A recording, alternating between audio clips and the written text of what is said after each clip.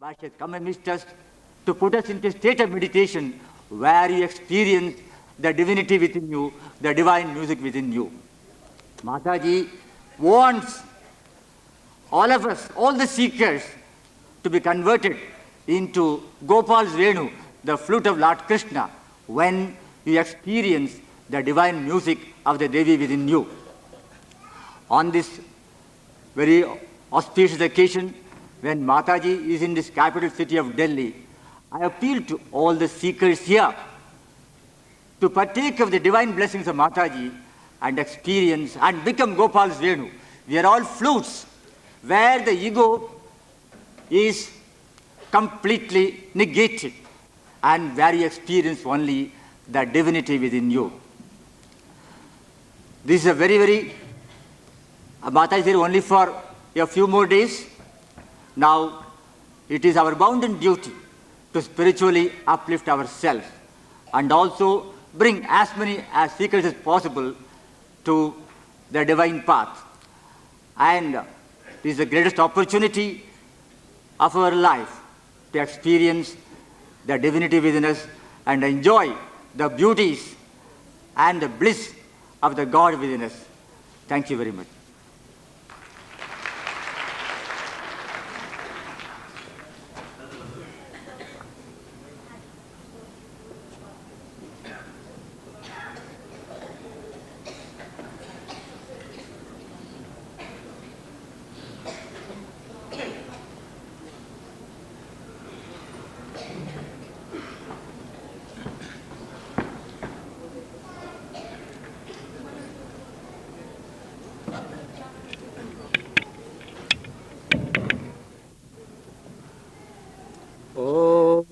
त्वमेव साक्षात् श्री महालक्ष्मी महासरस्वती महाकाली त्रिगुणात्मिका कुंडलिनी साक्षात् श्री माताजी श्री निर्मला देवी नमो नमः। अभी श्री माताजी आने वाली हैं और हम सभी को आशीर्वाद प्रदान करेंगी। उससे पहले मैं अपनी बात आपके सम्मुख रखने से पहले परमात्मा के खोजने वाले सभी भाई और बहनों व बच्चों का मैं हार्दिक स्वागत करता हूँ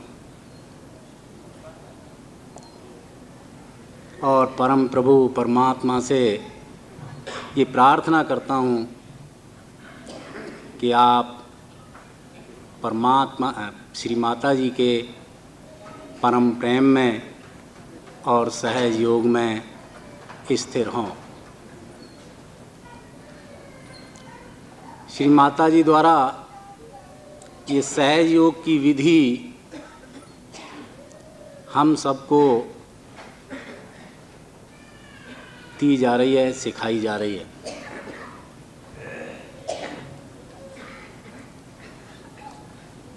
मैं दिल्ली में 4 साल से बहुत सारे लोगों से मेरी मुलाकात हुई है और बातचीत भी हुई है। उसमें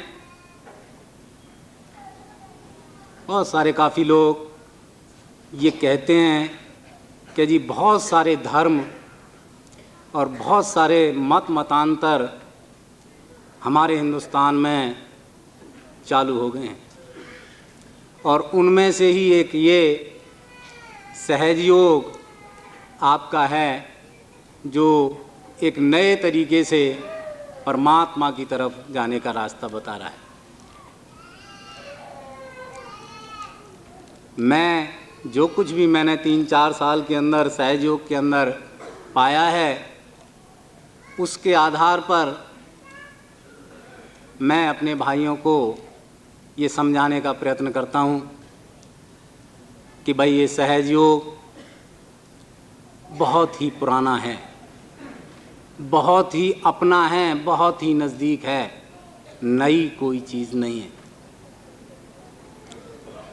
हम अगर अपने प्राचीन बुजुर्गों के कुछ आचार विचार की तरफ जाएं, उससे हमें पता लगता है, और गहराई से ध्यान दें कि ये सहयोग के द्वारा जो ब्रह्म शक्ति, आत्मा की शक्ति महसूस हमको कराई जा रही है, आदि और अनंत काल से इसका प्रयोग होता चला आ रहा है। लेकिन इसकी शुद्धता रखने के लिए, इसको प्रयोग करने के लिए, इसकी टेक्निक जानने के लिए किसी भी गुरु को, किसी भी व्यक्ति को अपनी कुछ शुद्धता भी चाहिए। आदिकाल में हमारे ऋषि मुनियों ने और हमारे जिन्होंने गुरु का काम किया, धर्म का काम किया, बहुत ही शुद्धता के साथ किया। और बल्कि मैं तो यहाँ तक कहूँगा कि अगर हम अपने बुजुर्गों के बारे में जाएं तो उनका जो जीवन था मॉरल वैल्यूज़ पर आधारित था, परमात्मा के गुणों पर आधारित था, और उनको ये ब्रह्म शक्ति हाथों में महसूस होती थी। और अब भी ऐसे लोग हैं कि जिनको इसकी कार्य कुशलता का शायद पता ना हो, लेकिन अब भी वो रिलाइज बैठे हैं और उनको ये वाइब्रेशंस फील होती हैं। लेकिन क्योंकि इसकी कार्य कुशलता आज श्री माता जी ने हमारे सम्मुख रखी है और हमें बताने जा रही हैं और बता रही हैं कि हम किस तरह से इसकी कार्य कुशलता में अच्छी तरह से दक्ष हो सकें। लेकिन अभी भी मैं कहता हूँ जो शुद्ध तरीके से लोग और मॉरल वैल्यूज़ के आधार पर, नैतिक मूल्यों के आधार पर अपना जीवन व्यतीत कर रहे हैं, उनको भी ये बहुत सारे लोगों को चीज़ें महसूस होती हैं, लेकिन उनको पता न होने के कारण वो इसका महत्व नहीं समझ पा रहे हैं। इसके अलावा हम ये देख रहे हैं कि ये शक्ति में बहुत सारे लोग जो सेंटर्स पर आते हैं और जब ये कहते हैं कि जी आप ये बंधन इस तरह से आप क्या देते हैं, ये तो ऐसा लगता है जैसे तांत्रिकता हो। मैंने कहा भाई ये तांत्रिकता नहीं है, ये सत्यता है। हमारे अगुरुओं ने, हमारे गलत लोगों ने इसको सही ढंग से इसका प्रयोग नहीं किया, क्योंकि उन्होंने अपनी शुद्धता खो दी। प्राचीन काल में जो भी गुरु इसका यूटिलाइज करते थे उनका जीवन बड़ा पवित्र रहता था, बहुत ही शुद्धता के साथ लोगों के दुख और कष्टों को बंधन दे करके या किसी चीज़ की शुद्धता के लिए इस ब्रह्म शक्ति का प्रयोग किया करते थे। लेकिन धीरे धीरे जिन गुरुओं के पास ये शक्ति नहीं रही, क्योंकि वो अशुद्ध होते चले गए, पैसे के पीछे भागते चले गए और दूसरे व्यापार में पड़ गए, जिसके कारण ये आत्मा की शक्ति उनके पास नहीं रही और उन्होंने अनेक तरीके निकाले जिसको कि तांत्रिकता के नाम से हम आज जानते हैं, और उसमें लोगों को गलत ढंग से, चमत्कारिक ढंग से फंसाना शुरू कर दिया और उनको टेम्परेरी फ़ायदा दे करके, टेम्परेरी रिलीफ दे करके, जिनका कि अंत में बड़ा बुरा प्रभाव पड़ता है, उनको फंसाने लगे। तो इस शक्ति का उपयोग हम सब आज कर सकते हैं। कोई ये नहीं है कि सिर्फ एक व्यक्ति ही, एक ही गुरु, सिर्फ उसी के पास ये शक्ति है और वो इसको यूटिलाइज कर सकता है, चाहे बीमारी ठीक करने में, चाहे अपनी प्रोटेक्शन करने में, या अपने दुख और दर्दों को दूर करने में, अपना जीवन संतुलित करने में। आज हम सब श्री माता जी की कृपा से ये ब्रह्म शक्ति अपनी आत्मा की शक्ति है, इसको हम पा करके अपना संतुलित जीवन व्यतीत कर सकते हैं। तो इसलिए मैं अपने भाइयों से ये कहना चाहता हूँ कि अगर उन्होंने अपनी बुज़ुर्ग माताओं को अगर कभी देखा हो तो जब वो खाना किसी देवता को अर्पण किया करती थी तो पानी लोटे में लेकर के और उसके चारों तरफ इस तरह से उसका शुद्धिकरण किया करती थी। मैं ये समझता हूँ कि उनको ये बहुत बड़ा आत्मिक ज्ञान था कि किसी देवता को अर्पण करने से पहले इस खाने को शुद्ध किया जाए। और आज श्री माता जी ने हमें साक्षात बताया है कि आप अगर कोई खाना आप खाते हैं, कोई चीज़ लेते हैं, तो पहले आप उसे शुद्ध कर लीजिए, मेरा कम से कम वाइब्रेशन दे लीजिए उसको, ताकि वो शुद्ध हो जाए, उसकी नेगेटिविटी दूर हो जाए। तो मैं यही कहना चाहता हूँ कि ये जो ब्रह्म शक्ति है ये हमारी अपनी है, ये कोई नया तरीका नहीं है, ये कोई नया मेथड नहीं है, ये शक्ति अपनी है जिसको हमने पाना है, जिसको हम भूल गए हैं, जिसको हमें अगुरुओं ने या तरह तरह के चमत्कारिक लोगों ने हमको उसमें भ्रम में डाल दिया है। इसलिए मैं आपसे निवेदन करता हूँ कि जो भी हमारे नए सहयोगी हैं और जो पुराने सहयोगी हैं, इसको जमने के साथ जम करके और इस शक्ति को पाएं जो कि बड़ी सरल विधि से श्री माता जी की कृपा से हमको प्राप्त हुई है। और इसको पाने के लिए मैं आपसे यही निवेदन करूंगा कि जिस तरह से माता जी यहाँ पर रियलाइज़ करा देती हैं, हमारे सेंटर बने हुए हैं, आप हफ्ते में 1-2 बार अपने नज़दीक के सेंटर्स पर जाएं और वहाँ पर उसको अनुभव करें। इसी तरह से मैं इसका थोड़ा सा जिक्र करना चाहता हूँ कि सहज योग में वैसे तो बहुत ज़्यादा जानकारी करने की ज़रूरत नहीं है। मैं आपको अपना एक्सपीरियंस बता देता हूँ कि इसलिए बताता हूँ कि लोगों को पढ़ने की आदत है, पढ़ने की आदत बन गई है। तरह तरह की पुस्तकें और धार्मिक हैं चाहे वो और हैं, उनको रिलीजियस की एक पढ़ने की आदत है और जानना चाहते हैं कि वो धर्म क्या चीज़ है। लेकिन सहज योग में बहुत ज़्यादा पढ़ने की ज़रूरत नहीं है। उसका उदाहरण मैं अपने से देता हूँ कि मैं जब श्री माता जी की शरण में, श्री माता जी निर्मला देवी की जय, आज शक्ति माता जी श्री निर्मला देवी की, हो गया, all finished, already now time for you madam. अच्छा, आप बैठ जाइए।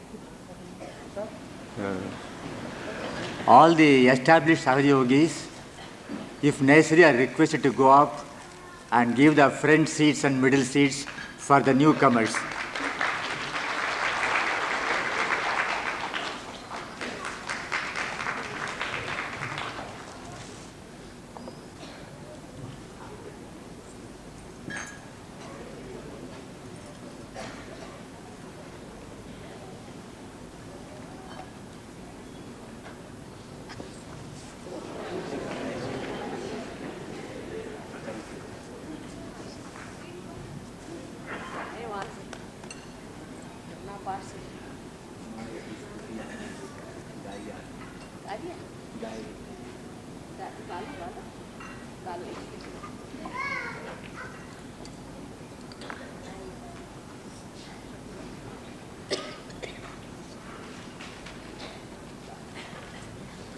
She wants to sing one song.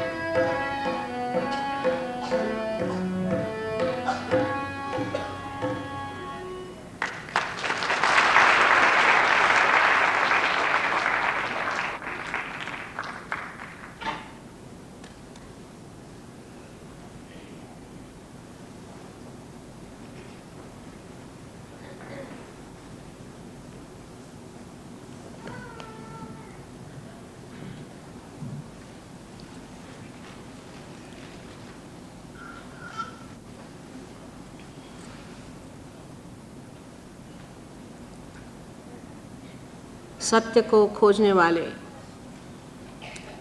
आप सबको हमारा प्रणाम।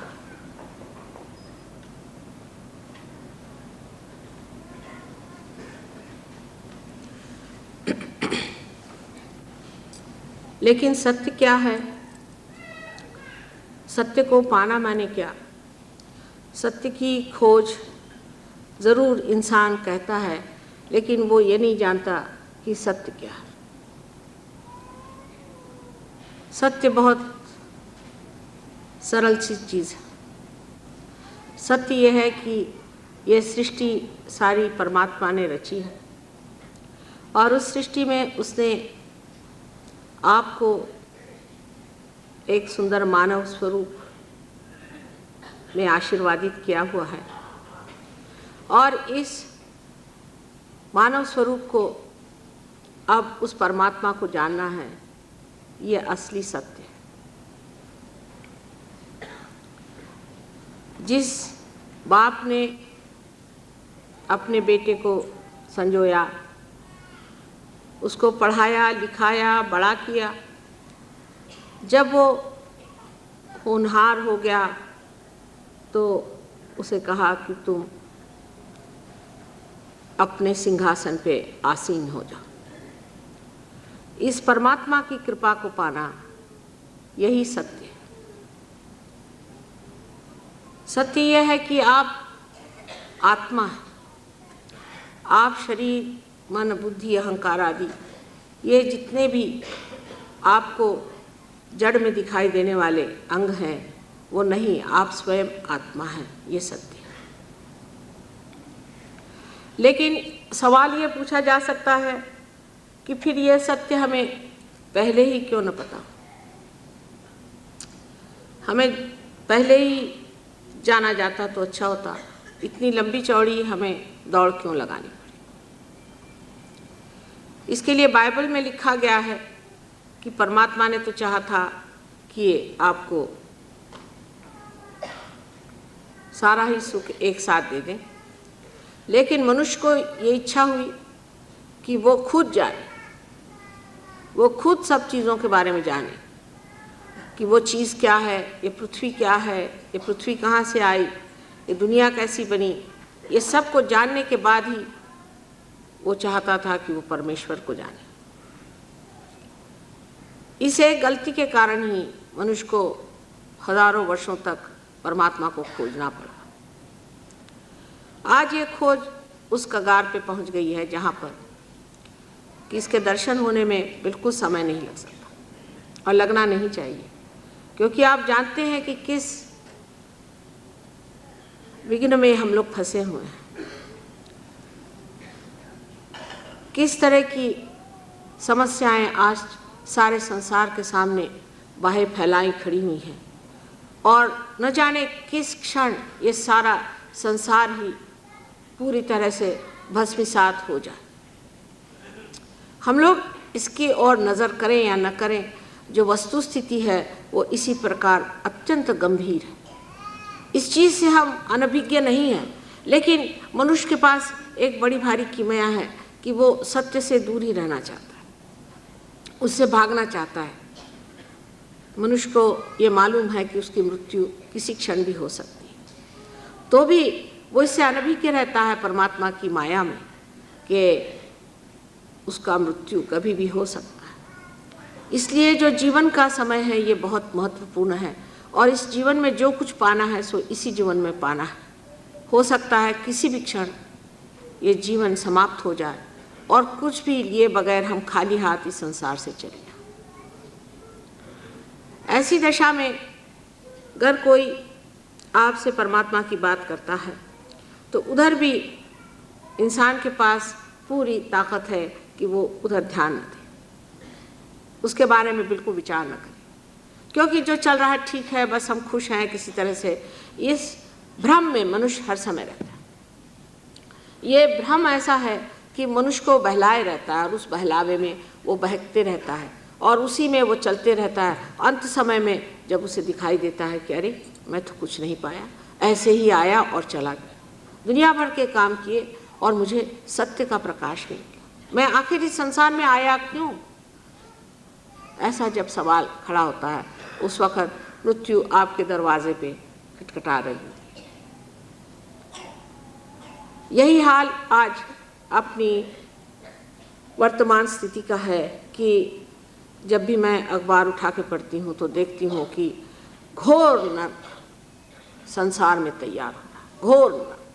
ये तो कहते थे कि घोर कलिजुग है, लेकिन कलिजुग का भी जो बिल्कुल ही गया बीता हाल है वो आज संसार में हो रहा है। और इससे भी इंसान घबराता नहीं, वो हर चीज़ में अपने को एडजस्ट कर लेता है। उसमें ये एक विशेषता है कि वो चाहे कैसा भी हो, नर्क भी हो, उसमें भी रम जाता है, उसमें भी किसी तरह से ठीक है चलने दो जैसा भी। लेकिन अगर कोई सोचा जाए कि क्यों, जबकि सृष्टि की परमात्मा ने अच्छी बनाई, जब भगवान ने सब हमें दिया हुआ है, हम हर तरह से आशीर्वादित हैं, और सब साधु संतों ने कहा हुआ है कि आपको परमात्मा ने बहुत प्यार किया और बहुत कुछ आपको दिया हुआ है, तो आखिर क्यों हम लोग ऐसी दशा में पड़े हुए हैं कि हमारे भविष्य के बारे में हमें कुछ पता ही नहीं। भविष्य के बारे में मैंने आपसे पहले ही बताया था कि जो लोग भविष्य की ओर नज़र रखते हैं, उनकी नज़र बहुत ही ऊपरी चीज़ों पे, खोखली चीज़ों पर रहती है। गहरी चीज़ों की ओर वो सोचते भी। भविष्य की ओर ज़्यादा से ज़्यादा सोचेंगे तो ये सोचेंगे कि भाई हमारे घर में कितना सामान हम ला सकते हैं, क्या चीज़ें हम जोड़ सकते हैं, आगे के लिए हमें क्या करना चाहिए, किस तरह से हमारा मकान बनाना चाहिए, बच्चों की पढ़ाई लिखाई का क्या इंतज़ाम होएगा, उनके लिए इंश्योरेंस क्या करना है, वगैरह वगैरह। इस तरह की बेकार की चीज़ों पे सारा समय चला जाता है। क्या पता कल का भविष्य हम अपने बच्चों के लिए कैसा बना रहे हैं, उनका क्या हाल होगा, क्या पता। कुछ कह सकते हैं, भविष्य आपके सामने नहीं। सत्य को जानने का मतलब ये होता है कि सत्य को जानते ही आप भविष्य, भूत और वर्तमान तीनों को ही जानते हैं। लेकिन उसकी खोखली चीज़ें नहीं, उसकी बाह्य चीज़ें नहीं, उसके उपकरण नहीं, पर उसकी असलियत। और उसकी असलियत ये है कि मनुष्य का भविष्य बहुत उज्जवल है, अगर वो चाहे, और न चाहे तो दुर्दम है, फिर उसका कोई इलाज नहीं। अगर वो चाहे तो उसका भविष्य अत्यंत उज्जवल है। आज वो मानव स्थिति में खड़ा है। मानव स्थिति से ज़रा सा ही ऊंचा उठते ही उसका भविष्य बदल सकता है। सारा कुछ जो कुछ आज वर्तमान में इतना दुखदाई और दुर्धर दिखाई दे रहा है, वो सारा ही एकदम से खत्म हो करके मनुष्य उस भविष्य के ओर ऐसा अग्रसर होता है कि उसे आश्चर्य होता कि वाकई में क्या मैं वही हूँ जो था, जो मैं संसार में आया था, क्या मैं वही हूँ। ऐसा भविष्य आपके अंदर निहित है। जैसा कि मैंने आपसे पहले बताया था कि एक बीज में उसका जो कुछ भी भविष्य का नक्शा है, जो उसमें से पेड़ निकलने वाले हैं, सभी सूक्ष्म से लिखे हुए हैं। इसी प्रकार आपका भी भविष्य आपके ही अंदर लिखा हुआ है। वो इस प्रकार जैसा कि आज आप देख रहे हैं, जो आपके सामने है, इसी से आप अपना भविष्य जान सकते हैं। पहले तो ये जानना चाहिए कि सूक्ष्म में हम क्या हैं। जब तक आप इसे नहीं जानिएगा, आप अपने भविष्य के बारे में भी नहीं जान सकते कि सूक्ष्म में हम किस लिए बनाए गए, हमारे अंदर क्या क्या शक्तियाँ हैं और हम कौन सी शक्ति को प्राप्त कर सकते हैं। ये जानने से पहले हम पहले हैं क्या, उसे समझ लेना चाहिए। ये आपका वर्तमान का, ये आपकी वर्तमान स्थिति है। और जैसे मैंने आपसे कहा था कि वर्तमान का जो सूक्ष्म है वो बहुत महत्वपूर्ण है। और आज के वर्तमान के सूक्ष्म के बारे में मैं आपसे बताने वाली हूँ, जो आपके अंदर अभी इस वक्त पूरी तरह से स्थित है, मौजूद है।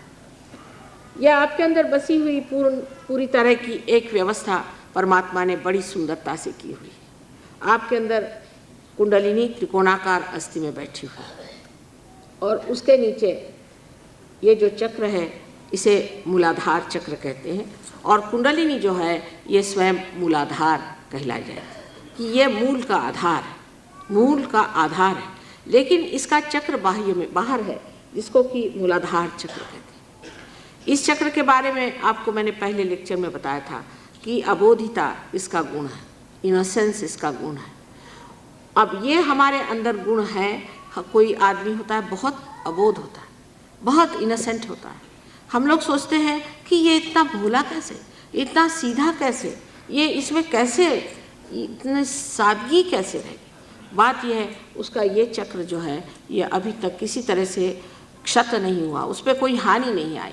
इसका मतलब यह है कि यह आदमी अभी दुनिया के खुराफातों से ज़रा दूर ही रहा है, इसको वो चीज़ें छुई नहीं, इससे ये चक्र खराब हो जाता है। इस चक्र का खराब होना बड़ा नुकसानदेह होता है। जैसा कि मैंने बताया था आपसे कि इससे कितनी गंदी बीमारियां हो सकती हैं, शारीरिक तौर पे, मानसिक तौर पे आदमी पागल हो सकता है। आजकल जो बीमारियां अमेरिका में हो रही हैं, एड्स आदि, वो सब इसी चक्र की खराबी से होती हैं। और अनेक तरह के ऐसे रोग जिसे कि हम कहते हैं कि जो गंदे रोग होते हैं वो भी इसी चक्र के खराबी से होते हैं। और दूसरे जो रोग, बहुत से रोग जिसको हम ठीक नहीं कर सकते, वो भी इसी चक्र के खराब से होते हैं। अब इस चक्र की हमारे यहाँ स्थिति शुरू से बनी।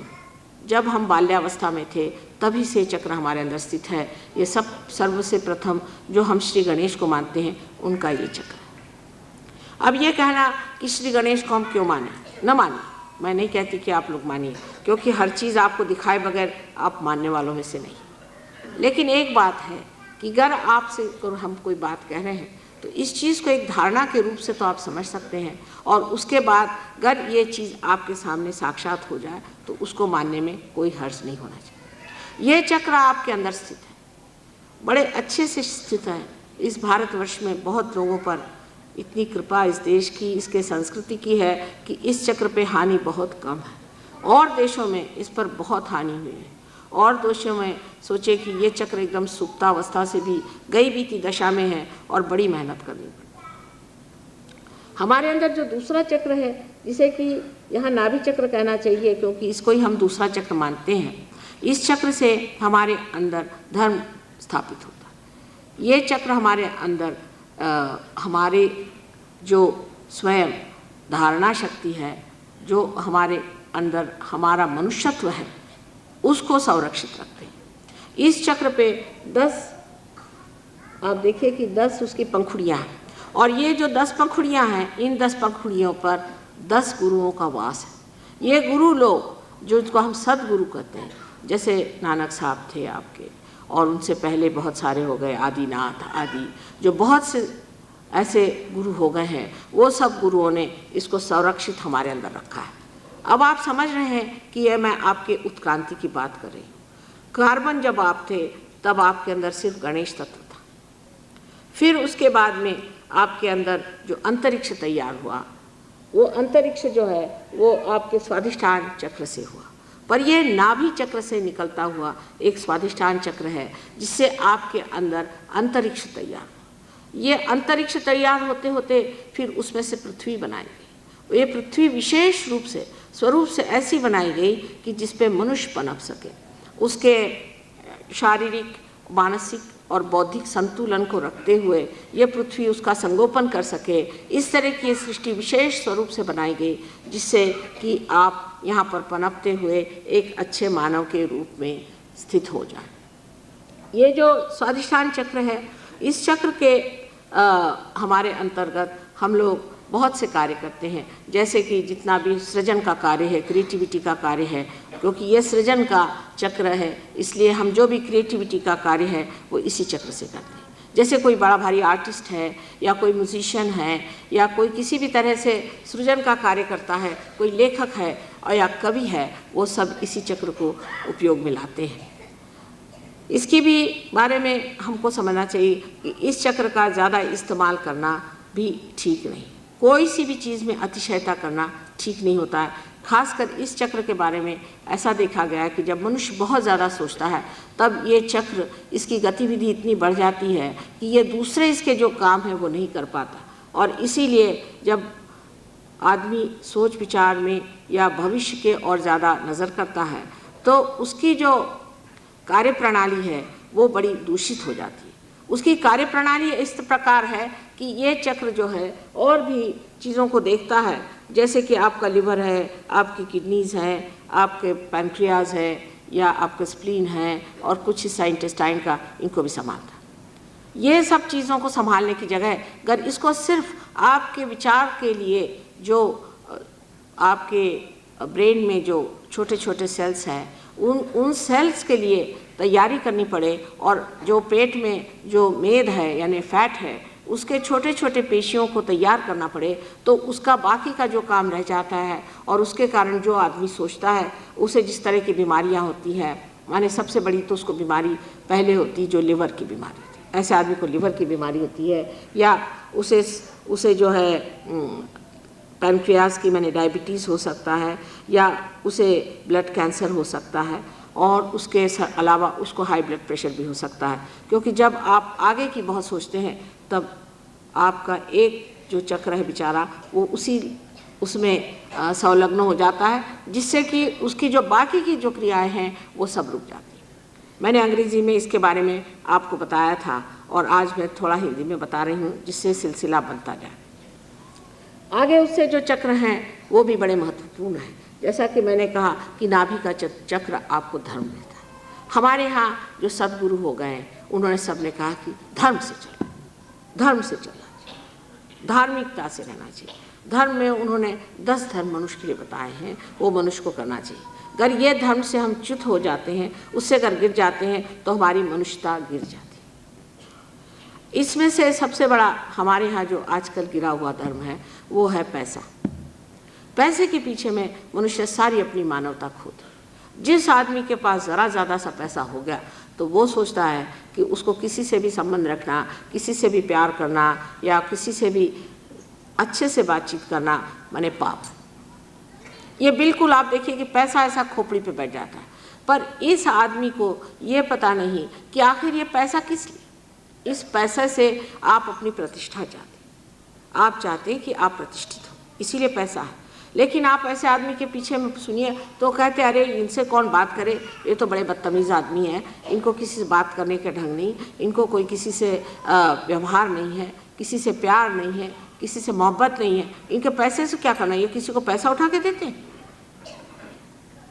पैसे से मनुष्य से कटता जा रहा है। अपने देश में तो ऐसी बीमारी पैसे की फैल गई है कि जिसके कारण आपने सुना होगा कि हम लोग डाउरी चलाए हुए हैं और दुनिया भर की चीज़ें इतनी जो कि बड़ी लज्जास्पद चीज़ें हैं हम लोग कर रहे हैं पैसे के नाम पर। सहयोग जो है कोई एक मनुष्य के प्रति नहीं है, ये समाजोन्मुख है, ये समाज की तरफ दृष्टि रखता है। जब सहयोगी वो बन जाता है तो ऐसी कुरीतियाँ जो हमारे समाज को नष्ट किए हुए हैं वो अधर्म है, वो अधर्म है। ये धर्म नहीं है, अधर्म है। लोग ये समझते नहीं है कि डावरी लेना बड़ा भारी अधर्म है। इस अधर्म को हम क्यों करते हैं? और इस तरह के अनेक अधर्म हम करते जाते हैं और सोचते हैं कि इसमें कोई खराबी। अब जैसे कि हम देखते हैं बहुत से पंडित लोग होते हैं जो कि मंदिरों में बैठे हुए दुनिया भर के अधर्म करते रहते। हमसे बहुतों ने ये सवाल पूछा प्रदेश में कि हमने तो देखा है कि पंडित लोग जो आपके मंदिरों में बैठे रहते हैं वो गांजा बेचते हैं और दुनिया भर के गंदे काम करते हैं और औरतों को छेड़छाड़ करते हैं या उनको नष्ट कर देते हैं। तो इस तरह के आपकी कैसी ये योग भूमि है, ये कैसा आपका धर्म है, इतनी अधर्मी इनकी प्रकृति है और ये आपके वहाँ के प्रीस्ट बने बैठे। ये प्रीस्ट लोगों को तो किसी ने भी नहीं माना था, सिखों ने भी। मैं मानती हूँ कि आजकल सिख लोग मानते हैं बहुत प्रीस्टों को, पर नानक साहब ने नहीं माना, किसी ने भी नहीं माना। प्रीस्ट की समाज वहाँ तक हद थी कि जहाँ तक पूजा पाठ आदि ये जो कर्म है इसको करते रहो, इससे आगे उनको कोई गुरु नहीं मानता। लेकिन अपने यहाँ ये प्रीस्ट का क्लास ऐसा आ गया कि उसने कोई भी तरह का धर्म नहीं रखा, क्योंकि वो सोचते हैं अरे हम तो जानते हैं भगवान चीज़ क्या है, ये तो पत्थर ही है, इसको तो हम इतना पैसा खाते हैं, ये करते हैं, वो करते हैं, और तो भी ये भगवान तो कुछ करता नहीं। उलट करके बेकार ये लोगों को बेवकूफ़ बनाने का एक अच्छा तरीका है, ढकोसला बना के रख दिया हमने मंदिर का और यहाँ पर ये करते। वो ये नहीं जानते कि भगवान उनको कितनी सजाएं दे रहा, उसको नहीं समझ रहे हैं। हम आपसे बताएं कि एक वृंदावन के महाशय जी थे, वो हमारे पास आए और हमसे कहने लगे कि हमारे यहाँ सबको बड़ी बीमारियाँ लग जाती हैं, पता नहीं क्या क्या। उन्होंने 2500 बीमारियाँ गिना दी। तो मैंने कहा कि क्या आप वहाँ बैठ के क्या करते हैं? हम तो कहने लगे भगवान का काम करें। हमने कहा कौन सा भगवान का काम? यही कि हम पैसा ऐसा लेते हैं लोगों से और अपना उधर निर्वाह करते हैं। मैंने कहा ठीक है, तो और बीमारियाँ भी आप लीजिए। इससे आदमी के दिमाग में ये बात आ जाती है कि ये धर्म जो चीज़ है ये बिल्कुल ही गलत चीज़ है। इस धर्म से हमें कोई लाभ नहीं हुआ। धर्म में सिर्फ आप पैसा डालिए और उन लोगों को उनका दिमाग खराब करें। कोई भी धर्म में कि प्रीस्ट क्लास को किसी ने भी भगवान नहीं माना, कभी भी प्रीस्ट क्लास को उन्होंने ये नहीं माना कि वो कोई बड़े भारी अवतारी पुरुष है या कोई बड़े भारी गुरु हैं या सदगुरु। इसकी वजह यह थी कि प्रीस्ट क्लास जो है, जैसे कि एक भगवान के पुजारी होते हैं, अपने जैसे साफ सफाई करने वाले वैसे रखे हुए लोग हैं, इनको पैसा मिलता है वहाँ रहे, लेकिन उनको कोई सदगुरु नहीं माना जाता। और सदगुरु मानना ये गलत बात है, क्योंकि जो सदगुरु है वही सदगुरु है। और ये असत्य है कि किसी भी आदमी को आप थोप दीजिए कि ये सदगुरु है तो वो सदगुरु नहीं हो सकता। आप उसको सर्टिफिकेट नहीं दे सकते कि ये सदगुरु, जो सदगुरु है ये परमात्मा से सदगुरु होते हैं। इनको कोई भी नौकरी नहीं दे सकता, इनको कोई अपॉइंट नहीं कर सकता। ये परमात्मा की चीज़, ये परमात्मा ने भेजे हुए देवदूत हैं, वो आप लोग नहीं बना सकते। आप अपने इंतज़ामात करते रहते हैं, अपने विचारों से आप सोचते हैं कि भगवान का जो आदमी ऐसा हो, भगवान का आदमी जो है वैसा हो। जैसे कि अभी किसी साहब ने कहा कि अगर अमेरिका आप जाए माँ तो वहाँ पे ऐसे फ़ोटो भेजिए जहाँ बहुत सीरियस है। मैंने कहा क्यों साहब? कहले वो लोग ये सोचते हैं कि जो भगवान के आदमी वो सीरियस होते हैं। मैंने कहा क्यों? ऐसे मरगिले चेहरे लिए हुए भगवान के आदमी हो ही नहीं सकते। जो मस्ती में होता वही तो ना है भगवान का आदमी। जो बिल्कुल इतना सीरियस हो गया है, जो आदमी सोचता है कि सारा बोझा मेरे खोपड़ी पे बैठा है, वही ना तो सीरियस होगा। जो आदमी ये सोचता है कि अरे करने वाला तो परमात्मा है, मैं तो बीच में बैठा हुआ, वो तो मस्ती में रहेगा। ऐसी अपनी अपनी धारणाएं बना करके हम ऐसे ऐसे लोगों को तैयार करते हैं और फिर उनके इश्तहारात लगा करके और सोचते हैं कि हमने बड़ा धर्म कर लिया। धर्म सब हमारे अंदर की चीज़, हमारे अंदर की चीज़ है, बाह्य की नहीं है। कोई किसी ने बताया हुआ धर्म करना ही धर्म नहीं है। धर्म अपने अंदर जागरूक होना चाहिए, और जब तक कुंडलिनी का जागरण नहीं होता ये धर्म हमारे अंदर वास्तव में नहीं होता।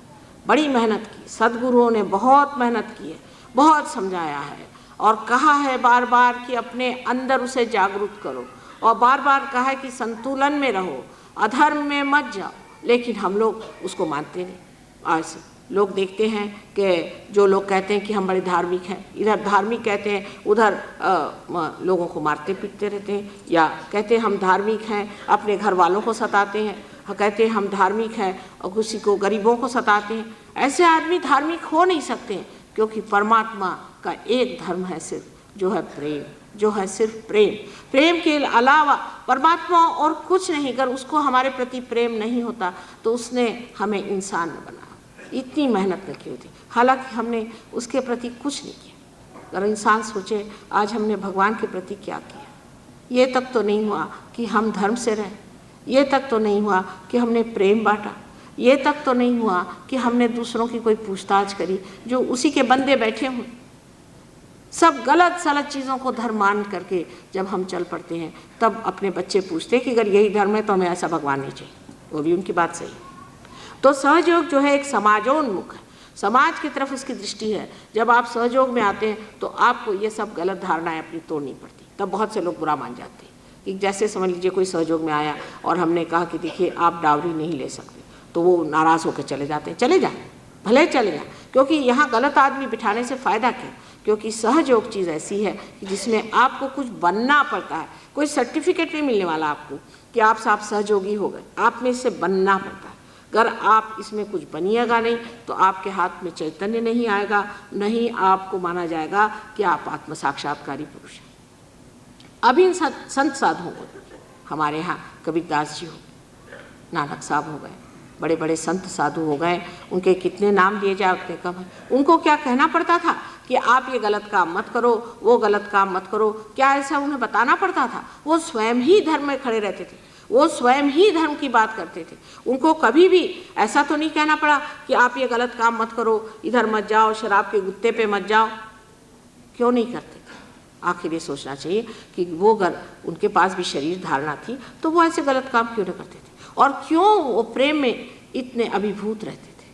उसके लिए सोचना ये चाहिए कि उनके अंदर कोई न कोई हमसे ज़्यादा चीज़ थी, कोई न कोई ज़्यादा ताकत थी। और वो कौन सी ताकत थी उनके अंदर? उनके अंदर ताकत थी कि जिसे हम कहते हैं धर्म की शक्ति। और धर्म की शक्ति जो है अत्यंत प्रेममय। इसके अनेक उदाहरण हमारे यहाँ हैं।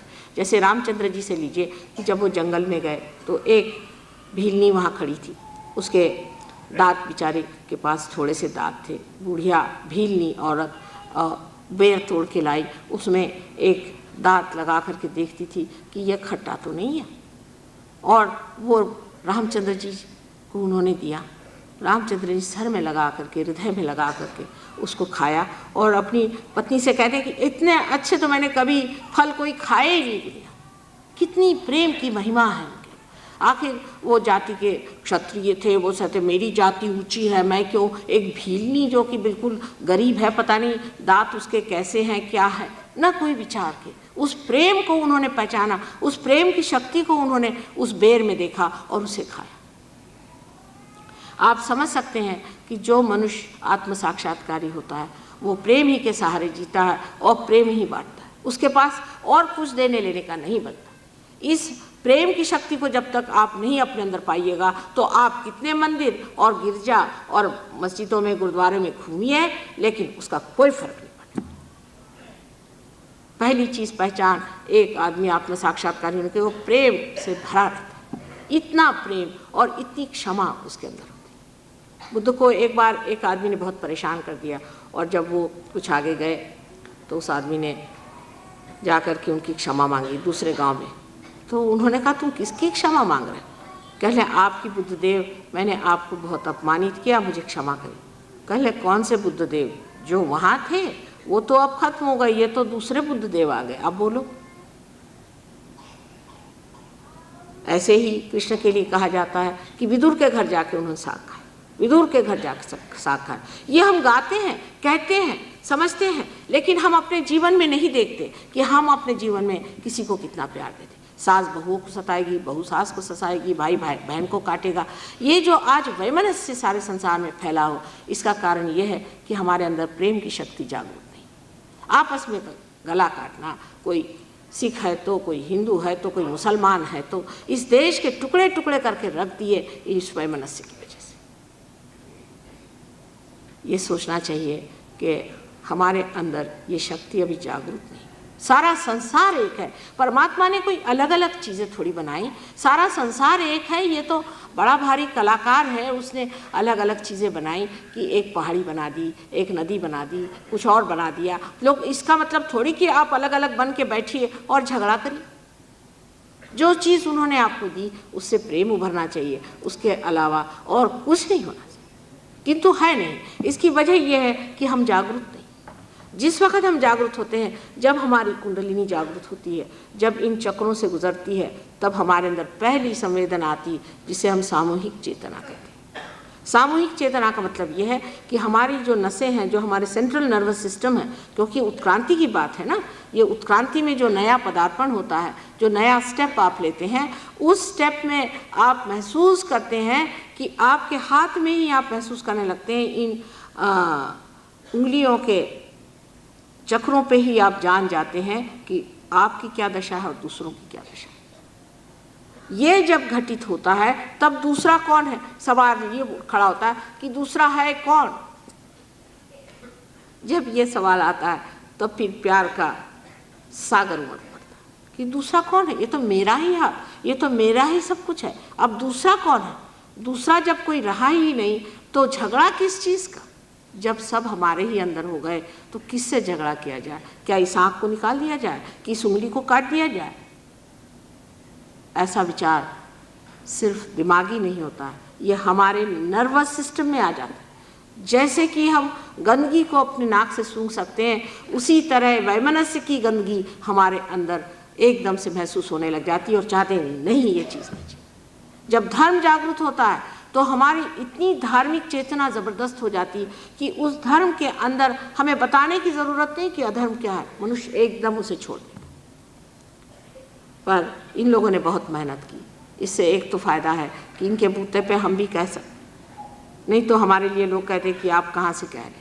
इन सब ने बता दिया कि जो आदमी धार्मिक होता है वो प्रेम में ही सब कुछ पाता है। इस चक्र के नाभि चक्र में आपके लिए जो विशेष चीज़ है वो है धर्म, और धर्म संतुलन को देता है। मनुष्य में संतुलन होना। जिस आदमी में संतुलन नहीं है वो धार्मिक नहीं। कोई सा भी फेनेटिसिज्म धार्मिक कभी नहीं हो सकता। संतुलन में ही आप जागरूक हो सकते हैं। अब आप ही बताइए कि संसार में कौन सी ऐसी चीज़ है जो एक तरफा चलती है। अगर मोटर में अगर एक पहिया हो और एक ही तरफा चले तो वो क्या चल सकेगी? अगर साइकिल है उसको भी जब तक आप बैलेंस नहीं करेंगे, उसमें संतुलन नहीं देंगे, क्या वो चल सकेगी? जो चीज़ चलना है, जो चीज़ आगे बढ़ना है, जिसकी प्रगति होनी है, जिसकी उत्क्रांति होनी है, ऐसी जो भी चीज़ है उसमें संतुलन होना ज़रूरी है। एरोप्लेन है, अगर उसमें संतुलन नहीं हो तो वो क्या उड़ान करेगा? वो नहीं कर सकता। पर तब इंसान ये सवाल पूछेगा कि आखिर ये भी क्यों, धर्म की क्या ज़रूरत है? लोग तो ऐसे ऐसे सवाल पूछते हैं कि आप लोगों की कुंडलिनी क्यों जागरूक करते हैं। एक साहब ने ऐसे सवाल पूछ लिया कि कुंडलिनी क्यों जागरूक करते हैं। मैंने कहा ये तो ऐसा ही हुआ कि सारा रामायण पढ़ाने के बाद आप मुझसे पूछ रहे हैं कि राम की सीता कौन थी। या तो इनका मतलब ये होगा कि जब हमें इसमें से कोई फ़ायदा ही नहीं है दुनियावी दृष्टि से, कि पैसा भी नहीं मिलता और ना ही कोई इससे फ़ायदा होता है, तो हम क्यों कर रहे हैं? तो इसका मतलब है किसी का भला करने में पहले ये लिख लेना चाहिए कि साहब इससे कितना फ़ायदा होगा, इससे कितना इनकम टैक्स बचेगा, इतने क्या करेंगे। हमारा तो इनकम ही नहीं तो हमारा टैक्स क्या बचने वाला। इस तरह की लोगों की वृत्ति चलती है कि आखिर क्यों। और ये भी सवाल पूछा जाता है कि धर्म क्यों, धर्म से मनुष्य क्यों अच्छे से रहे, क्यों उसकी अपनी 10 जो शक्तियाँ हैं उसको वो स्थित रखे और संतुलन में रखे। इसलिए कि उसको उड़ान करना है, उसको ऊंचा उठना है, उसको आत्मा बनना है, उसको ऊपरी जो ज़िंदगी है जिसको कि हम कहते हैं कि आत्मिक ज़िंदगी, उसको पाना। ये पाना आपको है इसलिए कि आप बंधे हुए हैं इस चीज़ के लिए, आप बने हैं इसलिए, इसीलिए आप संसार में आए हैं। भगवान ने आपकी मेहनत बेकार में नहीं करी। जो आपको इंसान बनाया वो इसलिए नहीं कि इंसान बनने के बाद आप फिर से मिट्टी बन जाए, कि फिर से आप कोई जानवर बन जाए, पर इसलिए कि आप आत्मा स्वरूप होकर के उसके सुख को पाए। इसलिए भगवान बनाया है। ये सत्य हमें जान लेना चाहिए।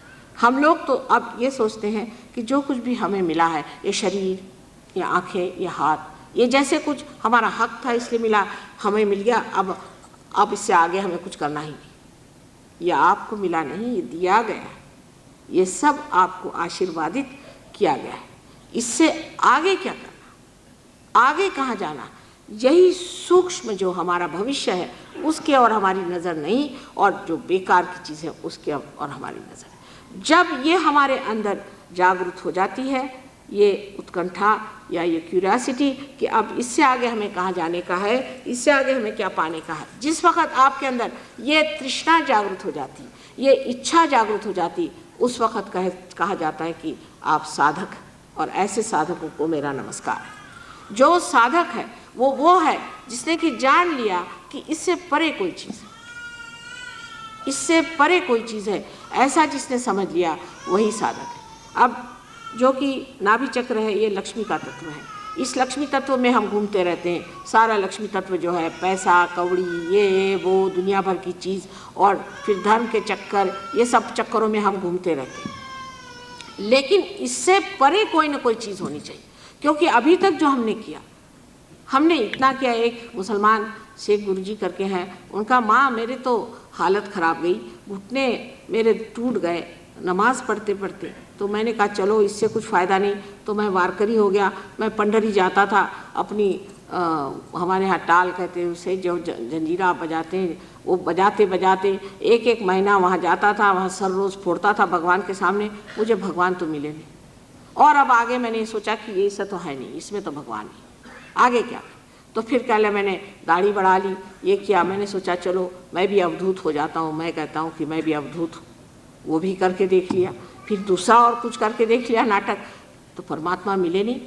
मैंने कहा कि परमात्मा है कहाँ। जब वो हमसे मिले तो हमने कहा कि बेटे तुम्हारे ही अंदर परमात्मा। क्यों? ये काहे रे बन खोज न जाए, तुम्हारे ही अंदर परमात्मा है। लेकिन उसकी ऐसे पागल जैसे खोजने की क्या ज़रूरत है तुमको, इधर उधर भागने की ज़रूरत क्या है। किसने कहा था कि 1 मील जा करके 1 महीना जा करके और पंढरपुर जाओ, ये किसने कहा? तुम ज्ञानेश्वर जी का नाम लेते हो, क्या उन्होंने कहा था?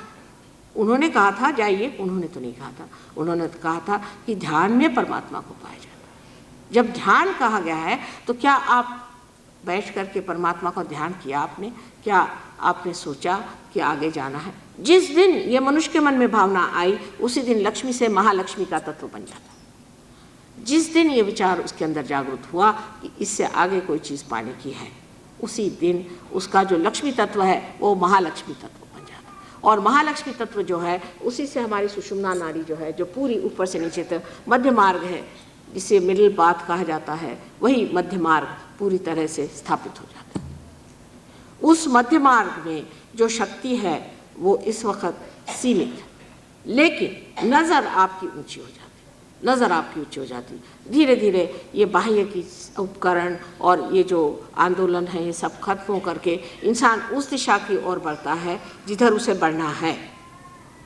आप कहें कि हमें कुंडलिनी का जागरण नहीं करना है, न कराइए, कोई आपको ज़बरदस्ती कभी कोई कर ही नहीं सकता इसमें। ये तो जब तक आपके अंदर महालक्ष्मी का तत्व जागृत नहीं होगा तब तक हमारे हाथ टूट जाएंगे, आप पार नहीं हो सकते।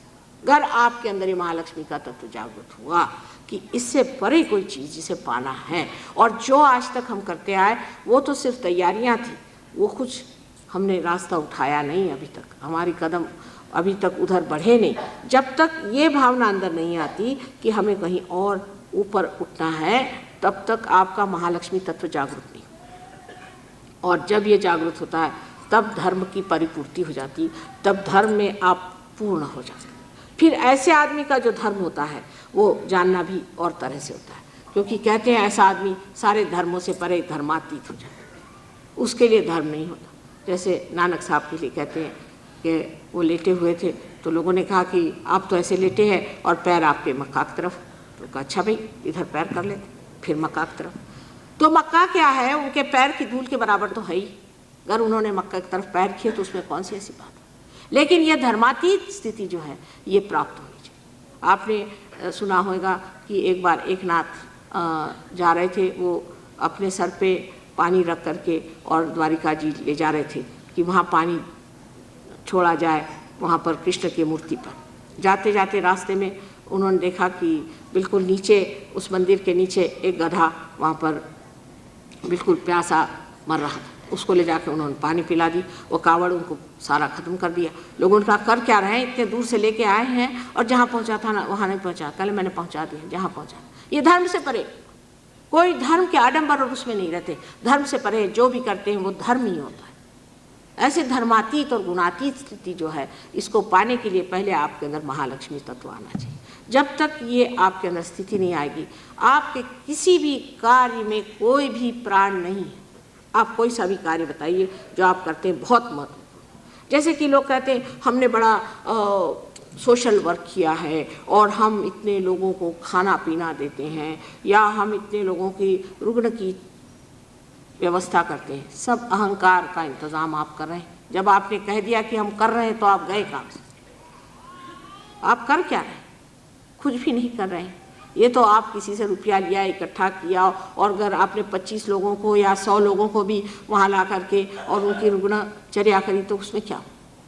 आपने अगर रुपया भी दे दिया तो उसमें क्या? उसमें आपने किया ही किया। कुछ करने का जो है वो तो जीवंत कार्य है, ये तो मरा हुआ काम है कि आपने उनको खाना पीना दे दिया या एक उनको टेबल उठा के दे दिया या एक कोई पेड़ मर गया तो 4 उससे कुर्सियाँ बना के किसी को दे दी। ये तो सब मरा हुआ काम है, इसमें आपने किया ही क्या। और ये तो अहंकार आपका जुटता जाएगा जब तक आप मरा हुआ काम करेंगे। मैंने ये किया, मैंने वो किया, आप जानते नहीं मैं फलाने जगह का सोशल वर्कर हूँ, समझ लीजिए ये पगला गए।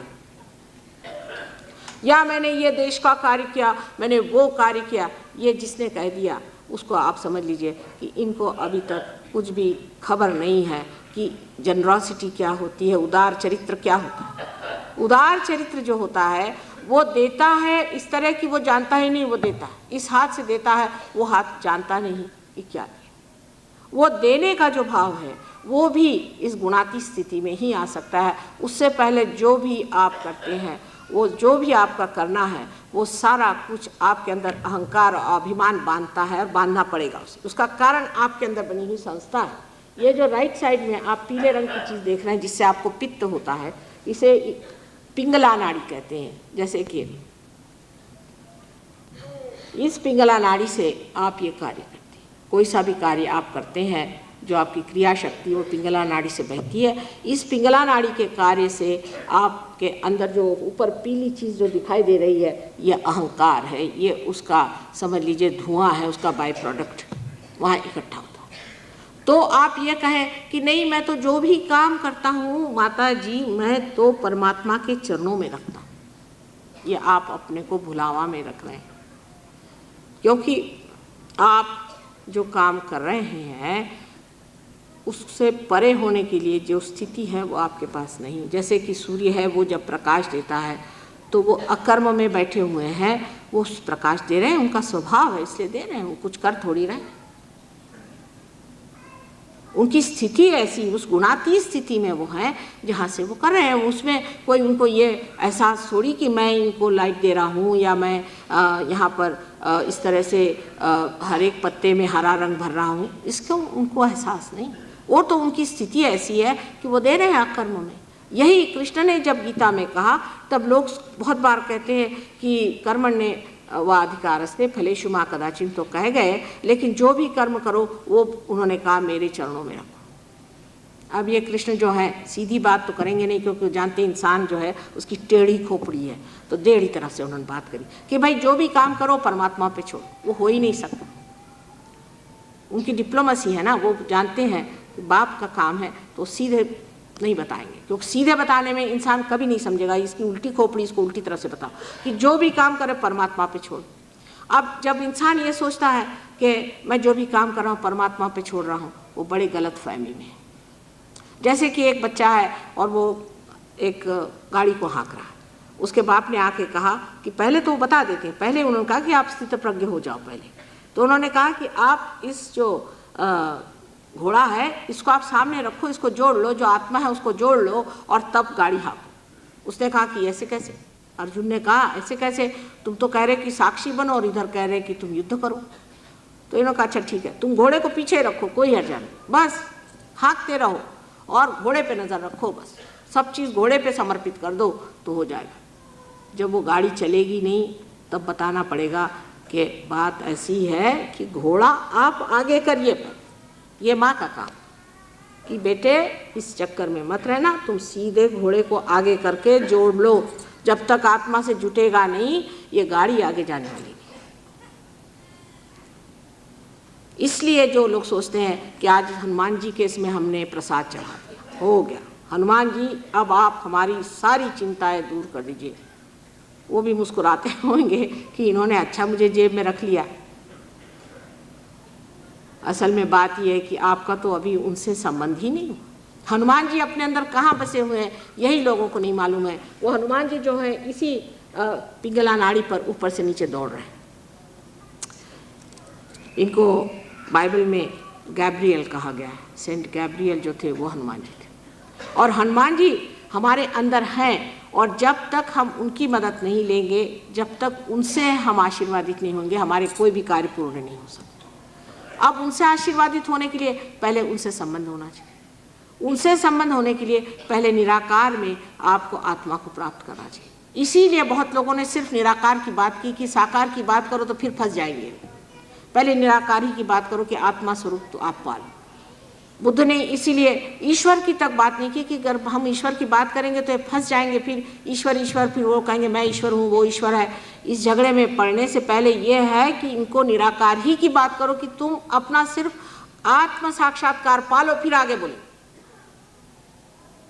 इसलिए उनको बहुत लोग कहते हैं कि वो एथीस्ट थे, परमात्मा में विश्वास नहीं था। ये तो इंसान की बुद्धि उल्टी है ना।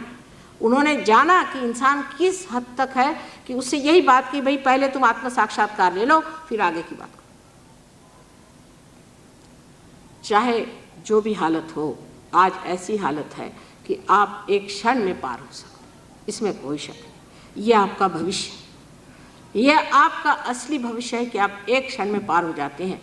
लेकिन इसमें फिर आपका अहंकार कहाँ जाता है, ये सवाल खड़ा होता है कि माँ फिर अहंकार कहाँ गया। उस वक़्त क्या हो जाता है, हमारे अंदर जो चीज़ घटित होती है वो बड़ी बड़ी कमाल की चीज़ है कि जब कुंडलिनी जागरण होता है तो वो हमारे माथे में यहाँ जो आज्ञा चक्र की ये खिड़की है, आप देखिए ऊपर में, उस आज्ञा चक्र में जागृत हो जाती है। जब वहाँ की देवता, जब वो जागृति हो जाती, महालक्ष्मी है वहाँ बैठी, जैसे ही वो जागृत हो जाती है तो वो सारा की सारा आपका अहंकार और आपका प्रतिहंकार माने जो कंडीशनिंग है वो सारा खींच लेगा। उसको खींच लेने से ये जो दोनों तरफ जो आपको प्रतिहंकार या जिसे आप मनस कहते हैं या कंडीशनिंग कहते हैं, जिसे कि आप गहरे नीले रंग में देख रहे हैं, और पीले रंग की जो दोनों ये थैलियाँ हैं ये अंदर एकदम खिंच जाती अपने आप। इसको आपको नहीं करना है। बहुत से लोग क्रिया योग करते हैं, राज योग करते हैं, ये सब अंदर घटित होता है, बाहर नहीं। कि जैसे एक साहब ने कहा कि जिस वक्त कुंडलिनी जागृत होती है तो खेचरी मुद्रा होती। खेचरी माने ये कि ये जो जीभ है अंदर की तरफ खिंच जाती है, लेकिन किसी को महसूस नहीं हो, क्योंकि जब आपकी कुंडलिनी चढ़ेगी तो कोई ना कोई तो अंदर क्रिया घटित होने ही वाली है। जैसे आपकी मोटर चलती है तो उसमें क्रियाएं अंदर होती रहती है, बाह्य में तो कुछ दिखाई नहीं देता। इसी प्रकार ये भी क्रिया कुंडलिनी की जब चढ़ती है तो ये सब चीज़ें आपके अंदर, जैसे आपकी पचन क्रिया आदि अपने आप होती है, उसी प्रकार ये सब क्रियाएँ होती है, बंध आदि। लेकिन वो कोई कहे कि मैं जीभ काट के, एक साहब ने किया हुआ है ऐसे ही, वहाँ क्रिया योग जो अमेरिका में है, वो जीभ काट करके उसको पीछे मोड़ करके यहाँ गले में दबा करके और कहे खेचरी हो रही। और बहुत से लोग वहाँ ऐसे जीभ लटकाए हुए कुत्ते जैसे घूमते, बात भी नहीं कर सकते। मैंने क्या ये कह क्रिया योगी, बताइए आप, क्रिया योगियों की क्रिया ही खत्म कर दी मुँह की। और इस पर एक बात है कि कबीरदास जी ने ऐसा लताड़ा है लोगों को, इतना कहा हुआ है कि जिन्होंने कबीरदास जी को जरा भी पढ़ा वैसे चक्करे में ना जाए, लेकिन वो भी उसी चक्कर में जाते हैं। सबसे तो कमाल यह है कि बिहार जहाँ पर कि कबीरदास जी ने इतनी मेहनत करी, इतना कुछ कहा, वहाँ पर उन्होंने सुरती कहा है, कुंडलिनी को सुरती कहा है, और वो तंबाकू को सुरती कहते हैं। अब और इससे क्या ज़्यादा अक्लमंदी हो सकती है कि जिस चीज़ के उन्होंने बिल्कुल मनाही की थी उसी को वो सुरती कहते। तो ये जो है कि हमारे अंदर आज्ञा चक्र जो है यहाँ पर, वो जब इसका शोषण कर लेता है तब हमारी यहाँ पे जो तालु भाग है ये खुल जाता है और यहाँ पे नरम हो जाता है और उसके अंदर से ठंडी ठंडी हवा आने लग जाती है। ये पहली पहचान है कि कुंडलिनी का जागरण हुआ। अब के कहते हैं कि कुंडलिनी के जागरण में ये आफत आती, वो आफत आती। हमने तो कोई देखा नहीं, हजारों लोगों की कुंडलिनी जागृत हो गई। जो लोग अपवित्र हैं, जिनके विचार अपवित्र हैं, जिनके अंदर धर्म नहीं है और जो पैसे के लिए काम करते हैं गंदे, ऐसे लोग कुंडलिनी की बात न करें तो अच्छा है। और जब ऐसे लोग कुंडलिनी उठाते हैं और ऐसे लोग जब कहते हैं हमारी कुंडलिनी जगी, तो ये जान लेना चाहिए कि इनकी कुंडलिनी नहीं जगी है, पर नीचे बैठे श्री गणेश का गुस्सा है। जब इनका गुस्सा चढ़ता है तो इतनी गर्मी बदन में होती है और सारे यहाँ से यहाँ तक ब्लिस्टर आ जाएंगे, आदमी भौंकने लगता है, कहीं तो शेर के जैसे बोलता है, कहीं चीखता है, कहीं कूदने लग जाता है। ये काम उसी को करना चाहिए जिसको इसका अधिकार है, और जिसको अधिकार नहीं है वो ऐसे कामों में फंसता है और लोगों का सर्वनाश करता है, उसके ऊपर भी ये बड़ी दशा आ जाती है। ऐसा आदमी जो कि इस तरह के तांत्रिक विद्या करता है और इस तरह के गलत तरीके से लोगों को फुसलाता है, उसकी 7 पुष्ट नष्ट हो जाती है और 7 पुष्ट में आदमी पागल की तरह घुमा करता है। ये मेरे अनुभव की बात है। मैंने बहुतों को देखा है इस प्रकार जिन्होंने काम किए, उनके बच्चों के बच्चों के बच्चे तक आज तक सफ़र कर रहे हैं। इसलिए ऐसे चक्करों में किसी को जाना नहीं चाहिए और किसी के साथ ऐसे काम करने नहीं चाहिए। और जो लोग ऐसे काम करवाते हैं वो भी जान लें कि उनकी भी पुश्तन पुश्त इसकी मर्यादाएं अगर तोड़ देंगे तो बहुत कुछ उनको नुकसान हो सकता है। इसलिए आप लोग निशा खाते रहें, किसी भी तरह की ऐसी गलत मन में धारणा न रखें कि हम इस तरह के लोगों से कुछ प्राप्त कर सकते हैं। कभी भी आप प्राप्त नहीं कर सकते। ये लोग आपके नुकसान पे आमादा है और ऐसे लोगों के पास जाने से वो तो आपके कर्दन काल है। मैंने तो देखा कि ऐसे लोगों ने जो लोगों का सत्यानाश किया है वो इस कदर सत्यानाश किया है कि उनके पास इतनी भी बुद्धि नहीं रह गई कि वो समझे कि हमारा इतना सत्यानाश हो गया। 6,000 पाउंड एक साहब ने दिया था और जब वो मेरे पास आए तो मैंने देखा कि उनको तो एपिलेप्सी की इतनी ज़बरदस्त बीमारी हो गई है कि वो यही नहीं समझते कि वो खड़े कहाँ, और अगर उनको एक लहसुन भी दिखा दीजिए तो उससे थरथराते हैं, क्योंकि उनको गुरु ने कहा था कि लहसुन खाना ठीक है। लहसुन से घबराते, लहसुन देखते साथ थर थर थर थर कांपने लगे। जो आदमी आपको गुलामी में फंसाता है, उस आदमी के पास जा करके आप कभी कुंडलिनी का जागरण नहीं कर सकते। कुंडलिनी से आप स्वतंत्र हो जाते हैं, आपके स्व का तंत्र आता है, आप उसके गुरु हो जाते हैं, आप पूरी तरह से समर्थ हो जाते हैं, और आप जानते हैं ये चीज़ क्या है। किसी भी गलत फहमी में नहीं रहना चाहिए। और जो लोग ऐसा करते हैं, गलत फहमी में रहते हैं, मैं यही सोचती हूँ कि इन सत्पुरुषों ने जो हमारे साथ किया, जितनी मेहनत और जितना कष्ट जिंदगी में उठाया, जितनी उनकी आत्मा हम लोगों के लिए छटपटाती रही, और हमने उस वक्त भी उन्हें दर्द दिया और अब भी उनको दर्द दे रहे हैं, उनका नाम ले लेकर के हम गलत काम कर रहे हैं। कुंडलिनी का वास्तविक जागरण अंदर होता है, और वो होने पर सत्य स्वरूप उसे आप लोग प्राप्त करें। ये आपका अधिकार है, ये आपका जन्मसिद्ध अधिकार है, जिसे आप प्राप्त करें, जिसके लिए आप पैसा कौड़ी कुछ भी नहीं दे सकते। और जब तक कुंडलिनी का जागरण नहीं होता तब तक मनुष्य अधूरा है, उसकी पूर्णता नहीं। तब तक ऐसा ही समझ लीजिए कि एक दीप है, लेकिन उसमें अभी तक ज्योत नहीं है। ज्योत आते ही आप एक ऐसे प्रांगण में उतर जाते हैं, ऐसे डायमेंशन में उतर जाते हैं कि वो डायमेंशन आप देखते ही आप समझ लेते हैं कि अब तो मैं सब चीज़ का साक्षी हो गया। मैं सब चीज़ की तरफ एक साक्षी स्वरूप देखता हूँ। जो कृष्ण ने कहा था कि आपको साक्षी होकर देखना लेकिन वो होने का तरीका जो है वो एकमात्र एकमेव है कि कुंडलिनी का जागरण, और कोई नहीं। चाहे कृष्ण ने उस वक़्त नहीं कहा हो क्योंकि उनके पास समय नहीं था, या जिसने कहा हो उसने बहुत अधिक इससे कहा हो, इसका ये मतलब नहीं कि कोई एक विशेष धर्म ने कहा या दूसरे ने कहा, सब ने यही बात कही। यहाँ तक मोहम्मद साहब ने तो साफ कहा है कि जिस वक़्त आपका रिजरेक्शन होगा, जब उत्थान होगा, उस समय में आपके हाथ बोलेंगे। अब मुसलमान कहते हैं कि उनके बाद कोई आने वाला नहीं, उन्होंने फ्यूचर की पूरी बात करी, उनको तो कोई पढ़ता ही नहीं। उन्होंने फ्यूचर की बात करी, भविष्य की बात करी कि उस वक्त आपके हाथ बोलेंगे। माने ये है कि हम जो अभी बोल रहे हैं इसकी पूर्ति बाद में होने वाली। लेकिन अब किसी से बताई कोई सुनने को तैयार नहीं, क्योंकि कान तो सबने बंद कर लिए, अपने गलत तरीके के जो उन्होंने मार्ग बनाए रहे। आपको अगर सत्य चाहिए तो सत्य आपके अंदर बसा हुआ। अपने साथ आप जाति मत करिए, अपने साथ अन्याय मत करिए, क्योंकि आप इंसान बन के संसार में आए हैं। ये परमात्मा ने आप पे बड़ी मेहरबानी की कि आप इंसान बन करके आए हैं। इसको आप प्राप्त करें, और उसका परमात्मा का जो आनंद है कि आप उसके साम्राज्य में विराजें, वो उसे देना चाहिए। इस देने में आप क्यों रुकते? बेकार की धारणाएं, क्योंकि हम इस धर्म में पैदा, क्योंकि उस धर्म में पैदा, क्योंकि हमारे बाप ऐसे थे, क्योंकि हमारी माँ ऐसी थी। लेकिन आप क्या, आप अपने बच्चों को क्या देने वाले? क्या वही घिसी पिटी बातें, वही बातें जिससे कुछ पाया नहीं गया? जो पाने का है सो अत्यंत सूक्ष्म है, लेकिन अत्यंत सरल और सहज। ऐसे सहज को पाना, यही सत्य को पाना।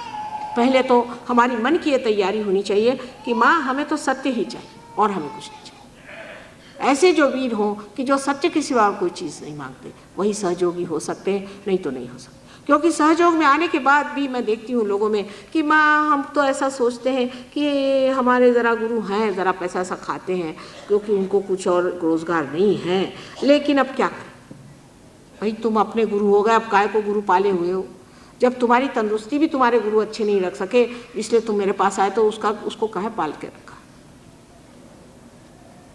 जो असल है उसे ही पाना है, जो नकल है उसे छोड़ देना है, जो वास्तविक है उसे देखना है, जो वस्तु स्थिति है उसी को जानना है। ये जब हम धारणा बना लेते हैं तब आपके अंदर सहज में ज़मीन ऐसी तैयार हो जाती है कि ऐसे आदमी को समझाने की ज़रूरत नहीं, उसका अनुभव ही उसको सिखा दे। और जो कुछ अनुभव शून्य आज तक रहा है उसमें ही आप समाधान मत माने, क्योंकि आपको अभी तक उसका अनुभव नहीं है। कल आप अपने बच्चों को क्या देंगे, या अपने ही मन को आप क्या समाधान देंगे? क्या रटने रटने से ही हो जाएगा? क्या पढ़ने पढ़ने से हो जाएगा? किसी भी चीज़ से नहीं हो सकता। कबीरदास जी ने कहा है, पढ़ी पढ़ी पंडित मूर्ख भय। तो मैं सोचती थी कि ऐसा कैसा कह रहे हैं। अब मेरी समझ में आया कि वो जो पढ़ते हैं वो सोचते हैं, जिसने गीता पढ़ी वो तो सोचता वो व्यास मुनि बन गया।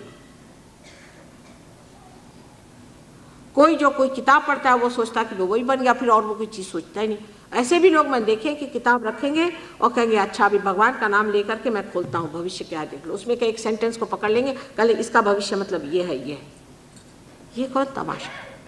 इससे भी बढ़ के लोग ऐसे होते हैं कि इतना छोटा सा कोई से भी किताब जो कि मानी जाए, जैसे बाइबल है या कोई इनका तौरात होता है या अपना ग्रंथ साहब है, कोई सी भी किताब हो, जैसे गीता है, कोई सी भी छोटी, उसको इतनी छोटी बना ली और यहाँ बांध ली, हो गया।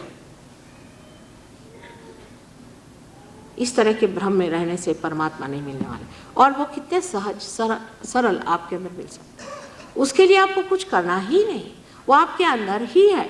आपको पढ़ना लिखना भी नहीं, कुछ जानना भी नहीं, उसको सिर्फ पाना मात्र है। और पाना जो है वो बुद्धि से नहीं पाया जाएगा, आपके नसों में, आपके सेंट्रल नर्वस सिस्टम में पाया जाएगा, आपके उत्क्रांति में।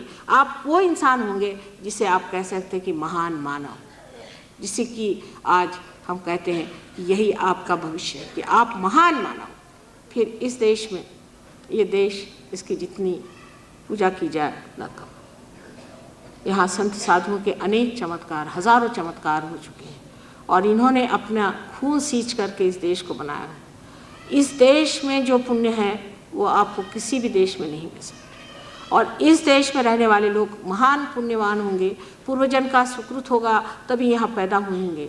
और इस देश में रह करके भी इस समय अगर आपने अपने आत्मा को नहीं पाया तो मैं कहूँगी कि आपसे दुर्भाग्य कोई नहीं, क्योंकि समय ऐसा है, विशेष समय है। इस समय सत्य को पाना बहुत आसान है, और इसे पा लिया जाए। पाने के बाद उस पर दृढ़ हो जाना चाहिए और बढ़ना चाहिए। इसमें बुद्धि के खेल से नहीं होगा कि माँ ने ऐसा कहा तो ऐसा क्यों कहा और फिर फलाने ने ऐसा नहीं कहा, इससे नहीं होने वाला।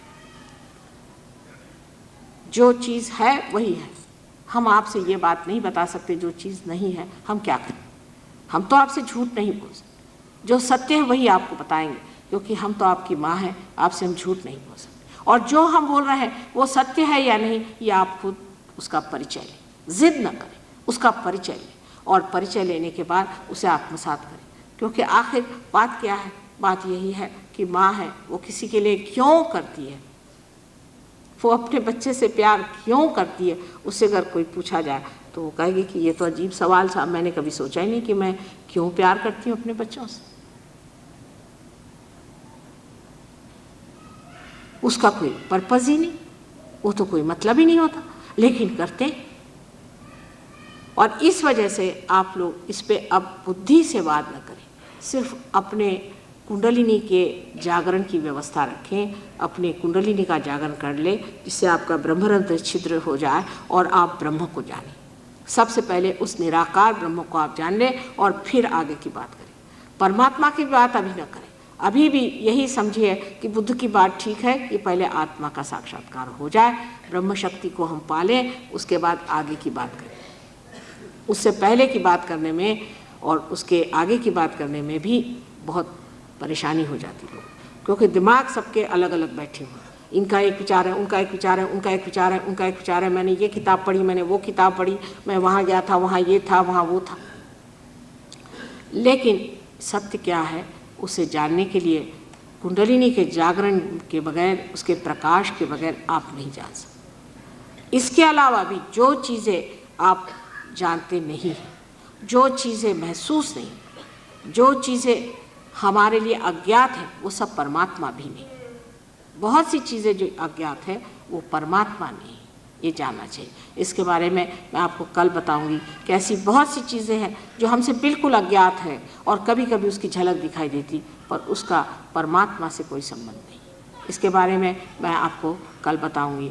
आज महालक्ष्मी का तत्व आप में जागृत हो गया है, तो कृपया आप अपना आत्म साक्षात्कार प्राप्त करके और फिर उस पर कल मैं आपको पूरी तरह से बताऊंगी कि अपने अंदर और बहुत सी ऐसी चीज़ें जिससे हम अज्ञात हैं, वो क्या चीज़ें हैं और उससे कैसे बचना चाहिए।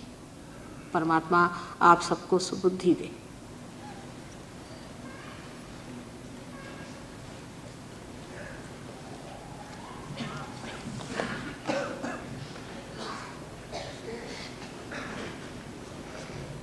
और भी कोई प्रश्न हो तो लिख कर दे दीजिएगा।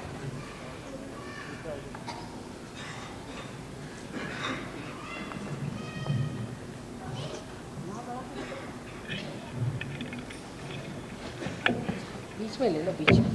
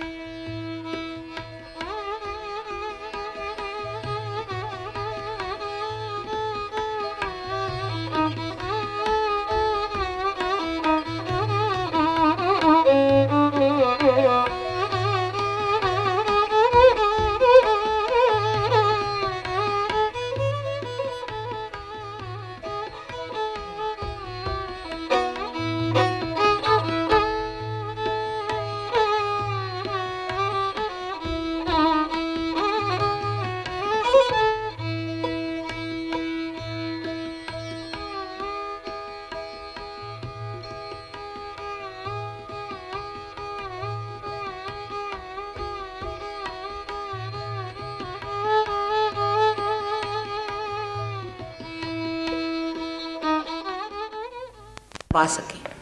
और ज़ोर से, जैसे सर दुखता है तो हम लोग जिस तरह से सर पकड़ लेते हैं, इस तरह से आप अपने कपाल को पकड़ लीजिए।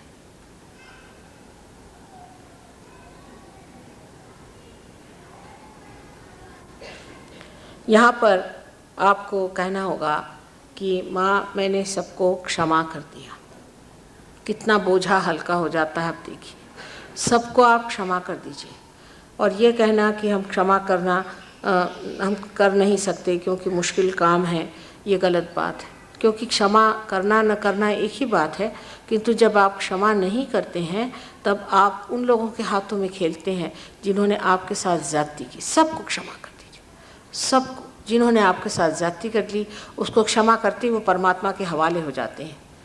आपको कुछ उसकी परेशानी नहीं होती। आप कृपया कहिए कि माँ, हमने सबको क्षमा कर दिया।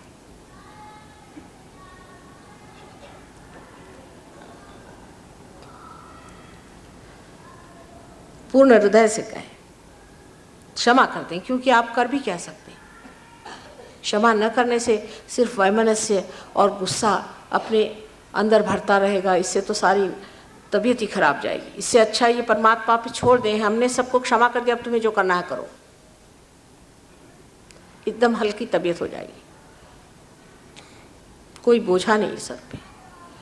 उसके बाद आप अपना राइट हैंड जो है उसे सर के पीछे के हिस्से में रखें।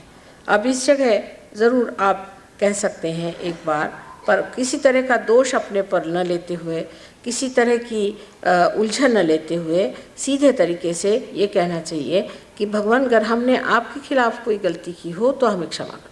हे गुरु, हमने आपके खिलाफ कोई गलती करी हो अनजाने में तो क्षमा कर दीजिए।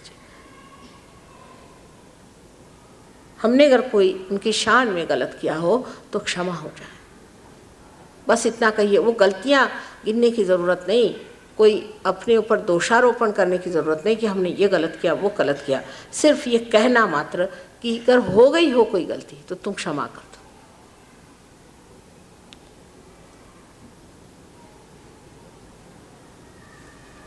आशा आ गया।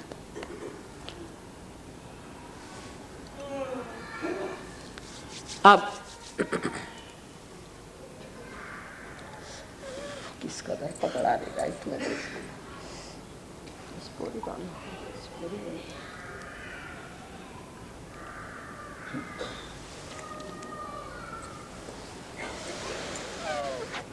अब आप अपना हाथ अपने ब्रह्मरंध्र पे, मैंने जिसे फॉन्टेनेल बोन एरिया कहते हैं, जिसे हम लोग तालू कहते हैं, उस पर अपना जो तलवा है उसे रखें। और अगर वहाँ तक पहुँच ना हो तो अपनी उंगलियाँ वहाँ रख लीजिए। तलवे पर, तलवे की जगह उंगलियाँ रख के और थोड़ा दबा करके उसको घड़ी के कांटों जैसे घुमाइए। और इस मर्तबा आपको फिर वही विनती है कि मैं आपकी स्वतंत्रता जो है उसकी पूरी इज्जत करती हूँ, और आप जब तक ये खुद ना कहेंगे कि आपको आत्म साक्षात्कार चाहिए, आप पे कोई ज़बरदस्ती कुंडलिनी नहीं करना चाहती। इसलिए आप ऐसा कहें अंदर कि माँ, मुझे आत्म साक्षात्कार दीजिए। माँ, मुझे आत्म साक्षात्कार दीजिए। 7 मर्तबा कहिए। यहाँ 7 चक्रों के पीठ है, सहस्त्रार पे 7 चक्रों के पीठ है, जिसके बारे में मैं आखिरी दिन आपको पूरा बताऊंगी। 7 मर्तबा कहिएगा कि माँ, मुझे आत्म साक्षात्कार दीजिए।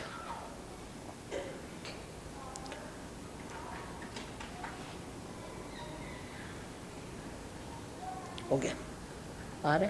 लेफ्ट की श्रुति और आज्ञा ऐसे घुमाइए। हाँ, हो गया।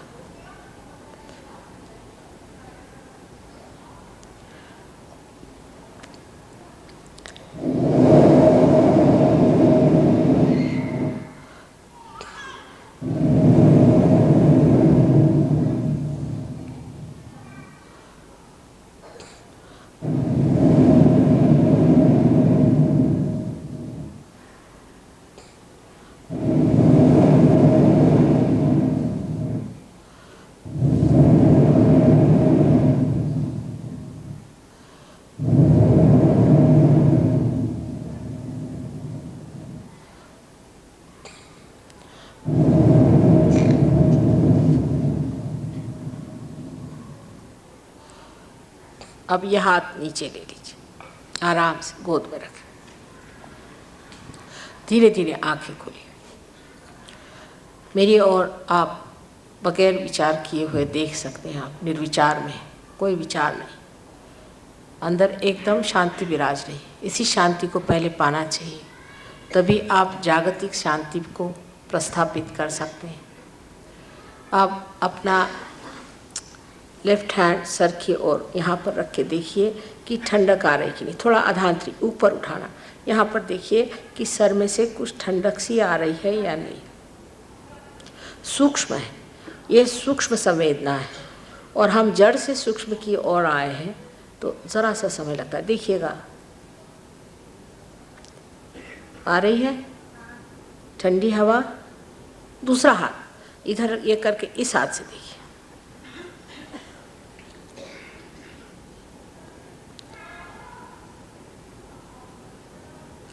चित्त यहाँ रखें, चित्त यहाँ रखें।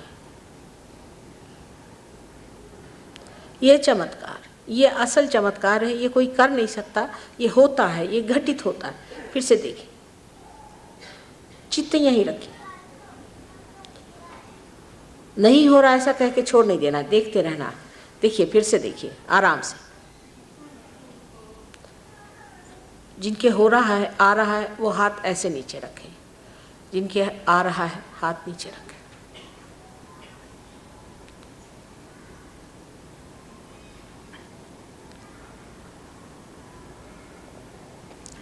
अब हाथ में भी आना चाहिए।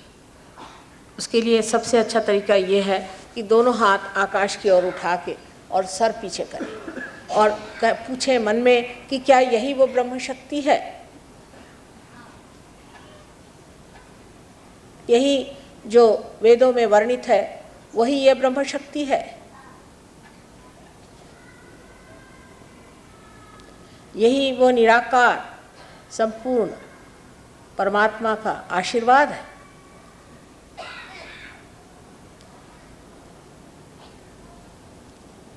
जिसे ऋतंभरा प्रज्ञा कहा जाता, वही यह शक्ति है, यही परमात्मा की प्रेम की शक्ति है, जिससे सारे सृष्टि का जीवंत कार्य होता है।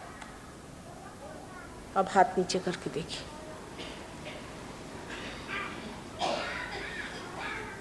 हाथ में ठंडी हवा आ रही, देखिए आ रही है क्या। अपने प्रति श्रद्धा होनी चाहिए, सबसे बड़ी बात। नहीं आ रही है ऐसे अपने को नीचे गिरा के नहीं कहना। आ रही है और अंदर शांति विराज रही।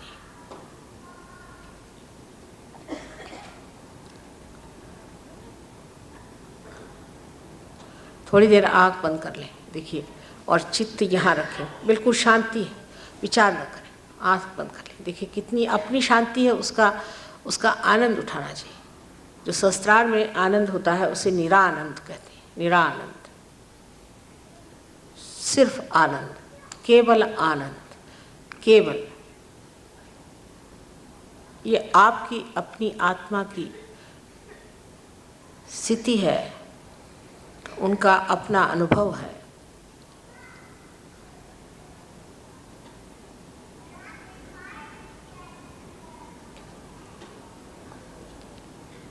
इसे कहते हैं सच्चिदानंद स्वरूप।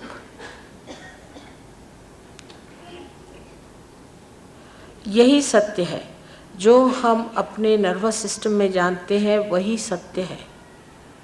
बाकी जो कुछ है अपना दिमागी जमा खर्च है।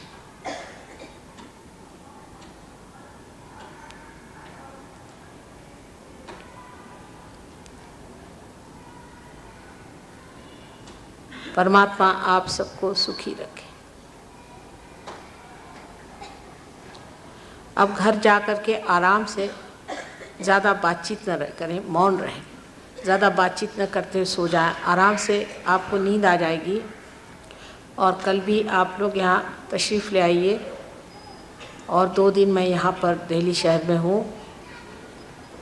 आशा है उसी में आप लोग पूरी तरह से अपनी आत्मा की स्थिति में आ जाएंगे। उसके बाद यहाँ पर हमारा केंद्र है, वहाँ आप जाइए। नम्रता से। छोटा सा है क्योंकि हम लोग रुपया पैसा नहीं लेते हैं, तो हमारे पास एक छोटा सा हॉल है जहाँ सब लोग मिलते हैं, वहाँ आप लोग आइए और इसके बारे में सब कुछ बारीक से बारीक बातें आप सब कुछ जान सकते हैं। उसके लिए कोई रुपया पैसा कुछ नहीं देने का। और वहाँ अगर कोई ऐसे वैसे आदमी आपको मिल भी जाए तो सोचना चाहिए कि सब तरह के आदमी इस दरबार में आते हैं, किसी के लिए रुकावट तो है नहीं।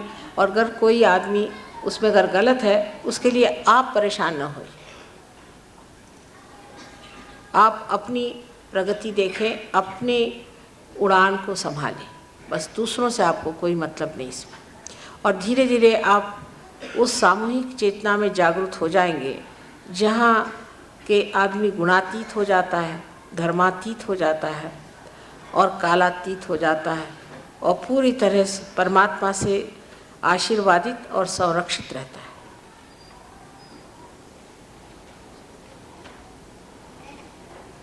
आज का ध्यान इतना अच्छा हुआ है, मैं बड़ी संतुष्ट हूँ।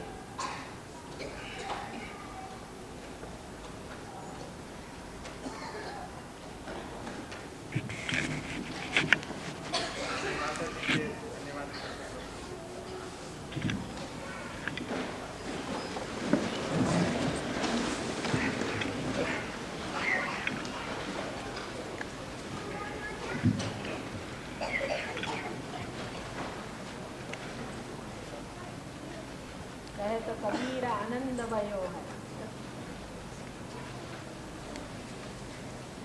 कलकत्ते में 20 तारीख और 31 तारीख को प्रोग्राम हैं, तो जिन लोगों को कलकत्ते का पता चाहिए वो नोट कर लीजिए। शक्शीतन हॉल 20 तारीख